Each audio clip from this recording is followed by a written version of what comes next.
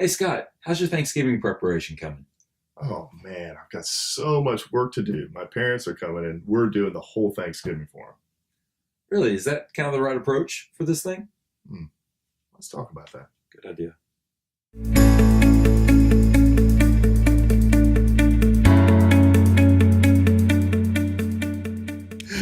Hey everybody, I'm Scott Vermillion. This is Jeremy Williford, and we're going to continue talking about our series in Philippians.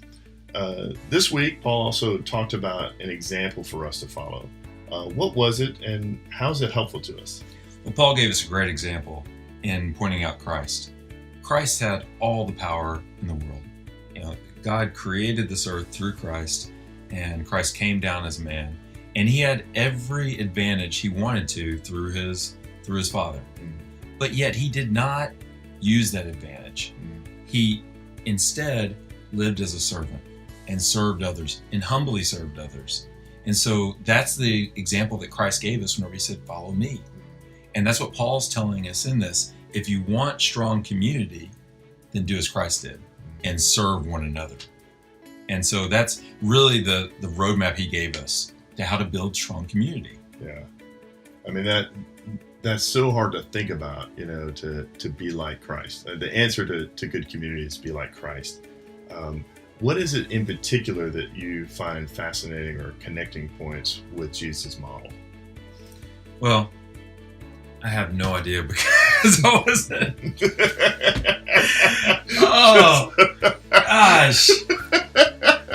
Gosh. Sorry, I didn't mean to ask the question. I just thought about it. That was a good one. That was a good one. And, but now that I'm thinking about it, his model is so beautiful in a sense that, he was never putting himself out there as this is for him. Mm-hmm. It was always for his Father.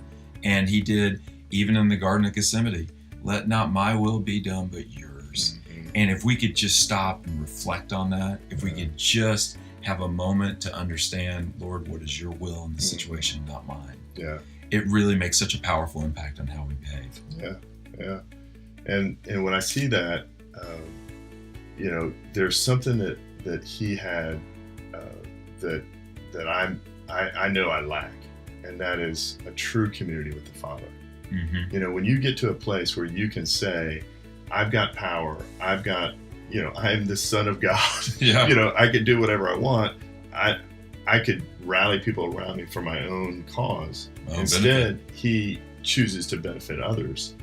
I think he does that out of the strength of his connection to the Father. Mm-hmm. And so when he talks about he humbled himself and became obedient even to death on the cross, this is a statement that his community with the Father is even larger than his community he's looking for from us. And I really think that ties well with understanding of how do we then take that model and say, I'm gonna live in after Christ. I'm gonna take his model and say, I'm gonna use my power, my authority. I'm gonna lay it down and use it to serve others For the kingdom. Right. Yes. Yeah. That's a beautiful model. Yeah. So what happens if we do that? If we decide that that's what we were going to do, what happens? What's the result? Well, Paul points out some key benefits for us. The first is he says we become pure and blameless. How beautiful is that? Mm-hmm. At that point, there's no blame to be found in what we do if we're here to serve others. Right. And we become pure in heart. We really follow them. And the next thing that does is it allows us to shine.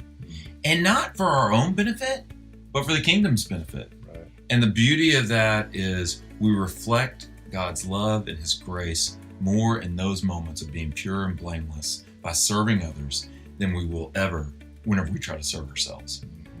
And that's what the model of a good community looks like. Yeah. And let's be honest, who doesn't want to be pure and blameless, especially around Thanksgiving? Yes. We don't want to be the butt of the joke. So in my home, I'm always wanting to be pure and blameless. That's what I'm looking for.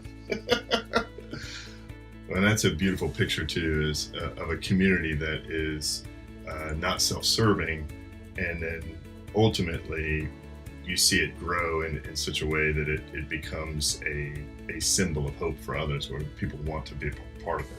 And it's no wonder when Jesus walked by towns and said, "Come follow me," and they did, right? Yeah. It's no wonder Yes. that this happened.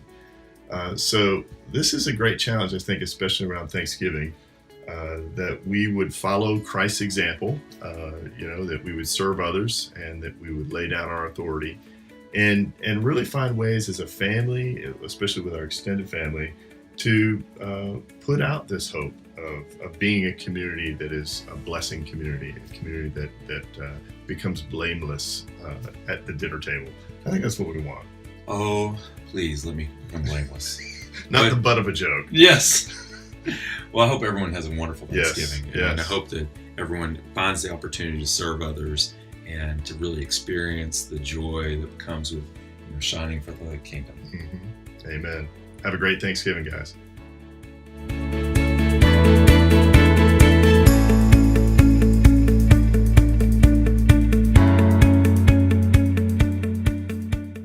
Oh, I hope it just didn't stop. I hope everyone has a wonderful Thanksgiving. Movie recording has stopped automatically.